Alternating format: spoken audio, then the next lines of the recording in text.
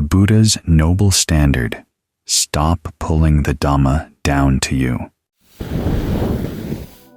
The word Samaṇa, which we translate as contemplative, literally means someone in tune, someone in harmony, someone who tries to live in harmony with the way things really are.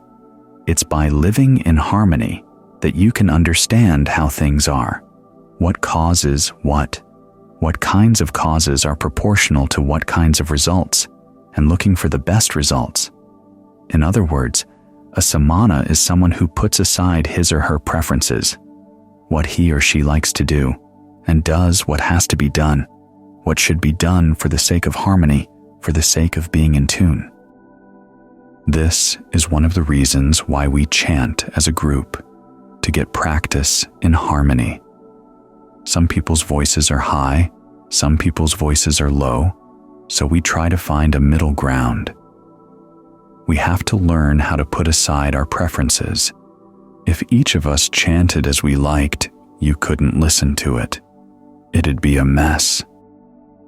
Last week, we had someone here asking whether he should try to chant together with the group, or just read the translations as we chanted. I recommended that he chant with the group, but then that night, we had a particularly bad chant. People were chanting all over the place. I was tempted to tell him the next day, forget about listening to the group. Chant the way you want, but that wouldn't accomplish anything. There's that statement that the great way is not hard for those with no preferences.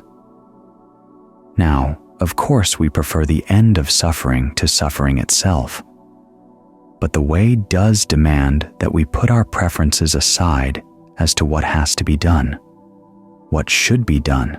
We live as a group because we can learn from one another, and hopefully we can live in enough harmony so that it becomes a group that gives rise to a sense of well-being, a sense of gladness.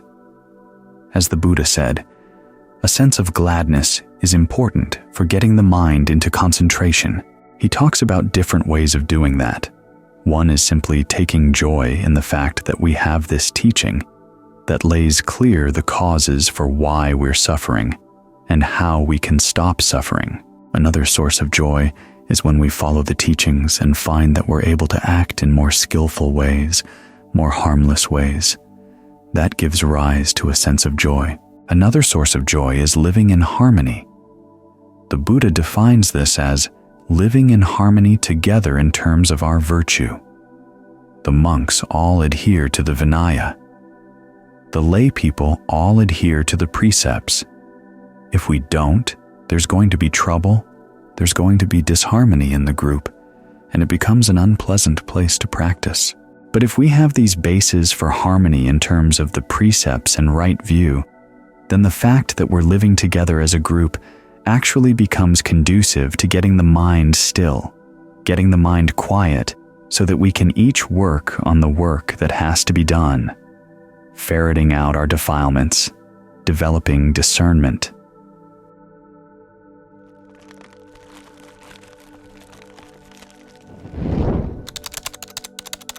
Think of the questions that lie at the basis of discernment. What, when I do, it will lead to my long-term welfare and happiness?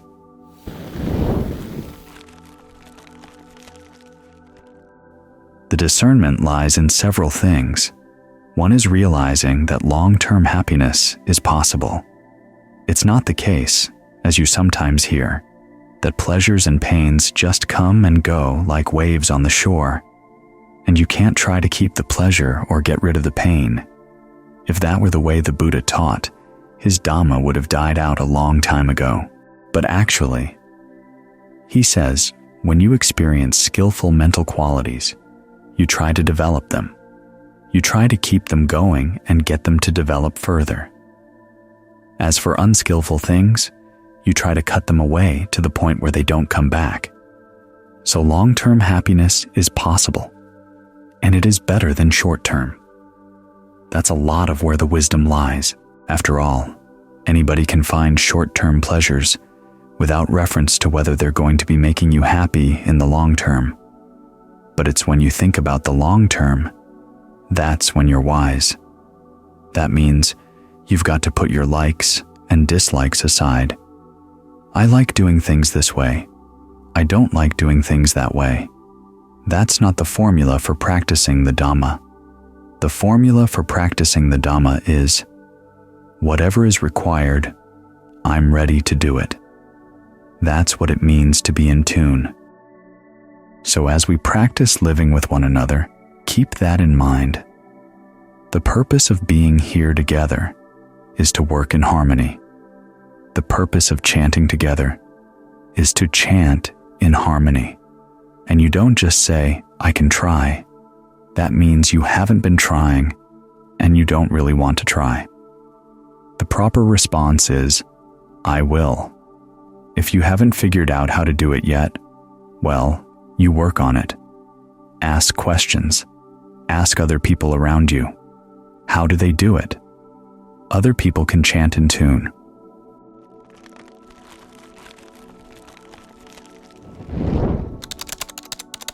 One of the benefits of chanting together in tune is that the devas like it. If it's not in tune, they go away.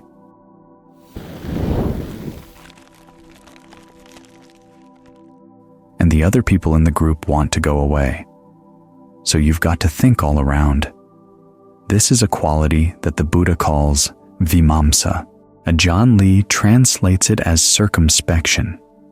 Looking at your activities, looking at the results, looking at it from all sides, how it looks to you, how it looks to other people, how it sounds to you, how it sounds to other people, and trying to develop this quality of being a Samaṇa, someone in tune, someone in harmony. You look at the world, you listen to the world, and it's full of dissonance. People clashing with one another, and they don't care. But a quality of a person who practices is that you do care. That's what compunction is all about. You think about your actions and about their results. You really don't want to do anything that's going to cause harm, even the least little bit of harm. It's the opposite of apathy. It's an attitude of respect. As for the people who say, well, I'll just do what I want and say what I want, and people will just have to accept the way I am. That doesn't respect other people. As the Buddha said, we can change our ways. If we couldn't change our ways, he wouldn't have taught. Which is why when he heard that there were people saying that what you experience in the present moment is totally based on past karma, he went and argued with them. He said, do you realize what you're doing? If that were true, then people would kill and steal and have illicit sex and do all kinds of unskillful things because of some past karma that they couldn't go back and change. They'd just be stuck in their ways.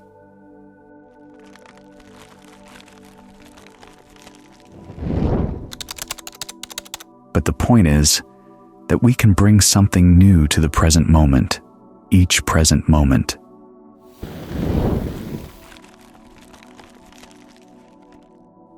For the most part, we're too lazy to do it. We just want to keep on doing things our old ways. But that's not called practice. Practice is when you try to change your ways. The students of Ajahn Mun would say with a single voice that what was impressive about Ajahn Mun was he had made himself totally Dhamma. His thoughts, his words, his deeds were not the ones he originally started out with. His understanding of the Dhamma improved.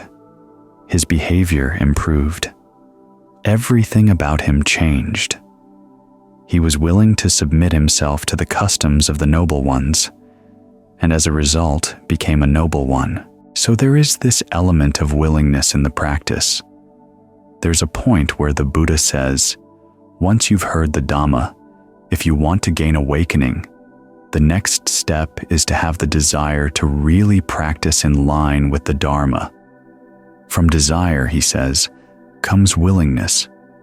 Willingness to look at your actions and compare them to the Dhamma. to see if they're in tune.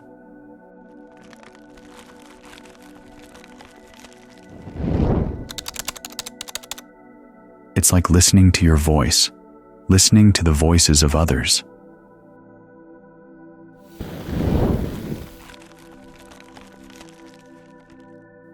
When they're not in tune, you change your voice. This involves a third quality, which the Buddha calls judging. You see where your actions are not up to the standard. And then finally, exertion. You do what you can to bring them up. You don't pull the Buddha's standards down to you. You pull your behavior up to the Buddha's standards. That's how you gain awakening. So look at your life. Look at the way you behave, your thoughts, your words, your deeds, and see where they're not in tune. The chanting is just one example, but the way we work together, the way we meditate, the way we try to bring the body and mind in tune, it's all the same principle. There is a joy that comes from harmony. That joy brings the mind peace, brings peace to your mind and peace to the minds of others. So try to develop this quality of being in tune wherever you go. An affirmation of power.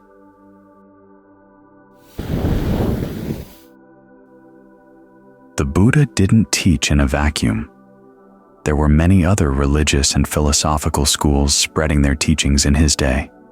Some of them we know from non-Buddhist sources, such as the Vedas of the Brahmins, the ancient Indian priestly caste, whose texts dated back thousands of years. Others we know from the Pali Canon itself, as its suttas, or discourses, depict the Buddha engaged in conversations with members of those schools, refuting their teachings and sometimes converting them to the Dhamma. In fact, the early Buddhists were so eager to set themselves apart from other contemporary schools of thought that the first two suttas in the collection of discourses are devoted to listing the teachings of other schools and comparing them to the Buddha's course of training to indicate how his teachings were something radically new and different from its rivals. To show clearly what the Buddha's teaching was, they started by showing what it wasn't. The other religions and philosophies of the time fall into two groups: the teachings of the orthodox Brahmins as found in the Vedas, and the teachings of the Samaṇas, or contemplatives, who rejected the Vedas' authority. Modern etymology derives the word Samaṇa from striver, but as we'll see, not all Samaṇa schools advocated a life of striving. Passages from the Pali Canon seem closer to the mark in deriving Samaṇa from Sama, which means to be on pitch or in tune. The Samaṇa philosophers were trying to find a way of life and thought that was in tune, not with social conventions, but with the laws of nature as these could be deduced from scientific observation, personal experience, reason, meditation, or shamanic practices. The Buddha used the term Samaṇa to describe himself and his monastic followers.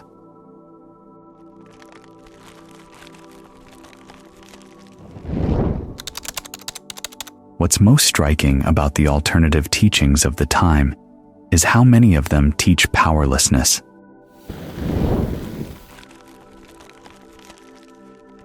Contrary to a popular misconception, it wasn't the case that everyone in the Buddha's time believed in the power of karma, or action. Most of the alternative teachings of the time actually taught that karma was either unreal or powerless. The Brahmins, for instance, taught that members of other castes were powerless to perform the rituals and sacraments needed to ensure well-being in this life and the next. Instead, those people had to depend on the Brahmins to perform those rituals and sacraments for them. As for the Samanas, many of their schools taught powerlessness of a different sort, either the powerlessness of the human mind to gain objective knowledge concerning which ways of acting are skillful and which are not, or the powerlessness of human action in general to have an effect on the course of the universe or on a person's own happiness. The Buddha had a term for the schools that taught the powerlessness of the first sort, the inability of the mind to know which courses of action are skillful and which ones are not. He called them Eel-Wrigglers. As he saw it, a teacher's primary duty to his students was to give them grounds for determining which courses of action they should and shouldn't take. This means that the Eel-Wrigglers were shirking their responsibilities, or worse, because they implied that ideas of should or shouldn't had no objective grounding at all. The same point would apply at present to those who insist that objective truths about right and wrong behavior are impossible to know and so should be left as a mystery, leaving their listeners to confront these mysteries on their own without any guidance. As for the Samaṇa schools that taught the powerlessness of human action in general, they usually framed their teachings by starting with a particular view about how the world works. In some cases, they taught that the world was totally determined by physical laws in which human action and moral considerations had no role to play. In these cases, they either denied that human action was real, or they claimed that it was real but had no effect on anything. Also, they claimed that moral standards had no basis in nature, so they were nothing more than fictions with no objective authority. In other cases, Samaṇa teachers claimed that past actions had an effect on the present, but present actions couldn't make a difference as to whether or not you suffered right now. Some teachers taught that the world was shaped entirely by the will of a creator God, which human action was powerless to affect. You would simply have to accept the will of that God, whether it was benevolent or not. On the other extreme, there were schools claiming that there was no such thing as cause and effect, that everything happened spontaneously, so people should follow their own spontaneous whims and grab pleasures while they can. What all these Samaṇa schools had in common was that they started with a view of the world and ended up by saying that human action had no consequences and so had no power to shape events within the world. Ideas of good and evil were mere social conventions with no grounding in reality, so people could ignore them with impunity, taking the path of least resistance and enjoying whatever sensual pleasures they felt compelled to desire. It's easy to see how some people might like being told they were powerless, on the grounds that this view would absolve them from any responsibility for their actions and free them to follow their inclinations. If you believed in the Vedas, you could hire Brahmins to perform sacrifices and other rituals for you, assuming that you could afford them while you lived your life as you pleased. If you didn't believe in the Vedas, you wouldn't have to waste money on rituals and could still do as you pleased. And there are people at present who delight in modern versions of teachings like this, on the grounds that there's no one to tell them what they have to do, and no one to hold them accountable for what they've done.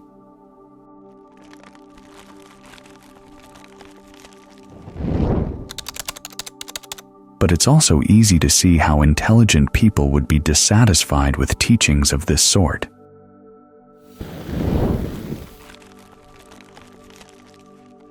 If you abdicate responsibility, you're also abdicating both the power to avoid suffering and the joy that comes from being an agent who can make a difference in your own life and in the world around you. If, on the other hand, human beings have no power, then they themselves, along with their choices and efforts, have no importance at all. If you're powerless to know what's right and wrong, then you're left without guidance on how to run your life. If the world is determined by laws beyond your control, and those laws play out in a way that would make you suffer, there's no way you can avoid that suffering. If there are no causal laws at all, there's no way you can defend yourself against spontaneous sufferings suddenly attacking you out of nowhere. In all these cases, the Buddha would say, you're left bewildered and unprotected. So, when Sariputta, instead of introducing the Buddha's teachings with a view of the world, starts with a course of action, claiming that that course of action would lead to long-term happiness, his intelligent listeners would immediately understand it as an assertion of the power of human action and a refutation of powerlessness. And because the action he starts with is a mental one, it's an assertion of the power of the mind.